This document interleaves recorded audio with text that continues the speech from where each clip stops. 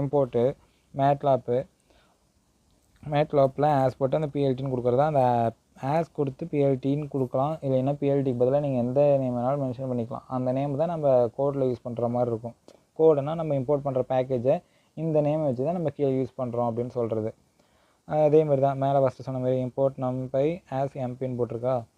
Next வந்துட்டு x equal to numpy dot linspace -10 equal to 100ன்னு கொடுத்துருக்கா.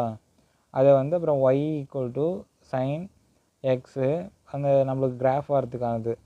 Graph வரதில் வந்துட்டு பிஎல்டி டாட் போல்ட்ன்றது நம்ம அந்த மென்ஷன் பண்ணுற எனக்கு இந்த இது தான் வரணும் அப்படின்னு. XY மார்க் வந்து எக்ஸ் அப்படின்னா கீழே வந்து எனக்கு எக்ஸ் நாங்கள் மார்க்காகி காட்டணும் அப்படின்றது. பிஎல்டி டாட் ஷோ அப்படின்னா எனக்கு போட்ட கிராஃப் வந்து எனக்கு ஷோ ஆகணும் அப்படின்றத நான் மென்ஷன் பண்ணுறேன். இப்போ நம்ம விசுவலேஷன் பார்க்கலாம்.